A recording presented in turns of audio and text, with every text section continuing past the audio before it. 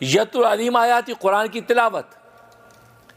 اور تلاوت اس لیے کہا یہ قرآن واحد کتاب ہے کہ اس کی نفس تلاوت پر بھی وہ ملتا ہے کہ دوسری کتابوں کے حفظ کرنے پہ نہیں ملتا. یعنی آپ صرف تلاوت کریں، معنی پتہ نہیں ہے، آپ کو وہ مل رہا ہے کہ دوسری کتاب میں حفظ بھی کرے کچھ نہیں مل رہا. اس لیے یتلو علیہم آیات، تلاوت، تاکہ تلاوت کا سلیقہ بتاتا ہے، یہ ادائیگی کیسے ہوگی، تجوید کے اصول کیا ہوں گے، یہ تلاوت. اس لیے تلاوت سکھاتا ہے کیونکہ تلاوت پہ ملتا ہے، ورنہ تلاوت کی ضرورت نہیں تھی. یہ شبہ دور ہو گیا ان لوگوں کا جو کہتے یار یہ طوطے کی طرح قرآن اگر رٹ لیں گے کیا ہے، کوئی فائدہ ہی نہیں. چھوڑو یار چھوڑو، جب تو قرآن کے معنی پتہ نہ ہو، ترجمہ پتہ نہ ہو، ٹرانسلیشن پتہ ہو، قرآن پڑھنے کا کوئی فائدہ نہیں. اب بہت سے لوگ ان وسوسوں کی وجہ سے بیچارے قرآن پڑھنا چھوڑ دیتے ہیں کہ یار فائدہ تو کچھ ہے نہیں.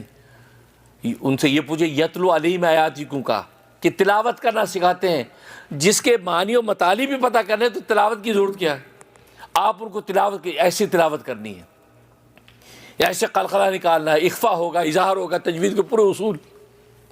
اور وہ صحابہ اکرام جو عربی دان ہیں، عربی نسل ہیں، ان کی عربی ان کی زبان ہے، ان کو قرآن کی تلاوت سکھا رہا ہے پیغمبر. اس کا مطلب ہے کہ یہ کوئی ایسی کتاب ہے جس کو صرف تلاوت کرنے پر وہ ملے گا جو دوسری کتابوں کے حفظ کرنے پہ بھی نہیں ملا.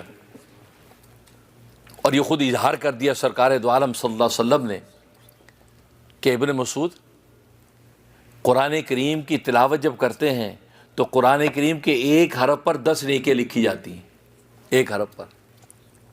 اور فرمایا کہ میں نہیں کہتا الف لام میم ایک حرف ہے، بلکہ الف حرفن، لام حرفن، میم حرفن.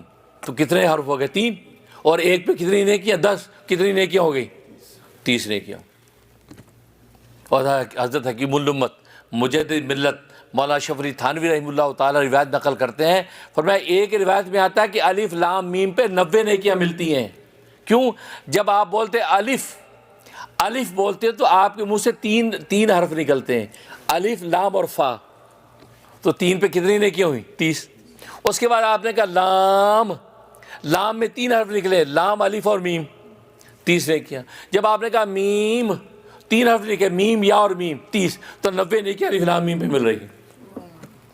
اب الف لام میم نبی نے ایک ایسا لفظ چوز کیا، اس الف لام میم کا کسی کو ترجمہ پتہ نہیں، اور اس پر نبی ضمانت دے رہے ہیں کہ 90 نیکیاں یا 30 نیکیاں مل رہی ہیں. اب بتائیے.